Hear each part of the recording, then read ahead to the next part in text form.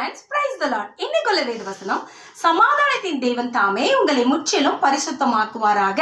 உங்கள் ஆவி, ஆத்துமா, சரீரம் முழுவதும் கர்த்தராகிய இயேசு கிறிஸ்து வரும் பொழுது குற்றமற்றதாய் இருக்கும்படி காக்க கடவதாக. 1 தெசலோனிக்கர் 5:23 இப்படியாக போட்டிருக்கு. ஸோ நம்ம ஆவி, ஆத்துமா, சரீரம் மிக முக்கியமா, அதை குற்றமற்றதாக காத்துக்கொள்ள வேண்டும். அப்பொழுதுதான் தேவன் நம்முடைய பரலோக ராஜ்யத்தில் தகுதியுள்ள பாத்திரமாக ஏற்றுக்கொள்வார். நம்முடைய தேவன் பிதா, குமாரன், பரிசுத்த ஆவி என்று முப்பெரு தெய்வமாய் இருக்கிறார். தேவன் மனுஷனை அவருடைய சாயலாகவே படைத்தார். எனவேதான் ஆவி, ஆத்மா, சரீரம் என்ற 3 பரிமாணங்கள் நமக்கு கொடுக்கப்பட்டுள்ளது. நம்முடைய ஆவியை, நம்முடைய சரீரத்தையும் ஆத்மாவையும் மனிதரோடு தொடர்பு கொள்ளலாம். ஆனால் சரீரத்தை வைத்து தேவனோடு தொடர்பு கொள்ள முடியாது.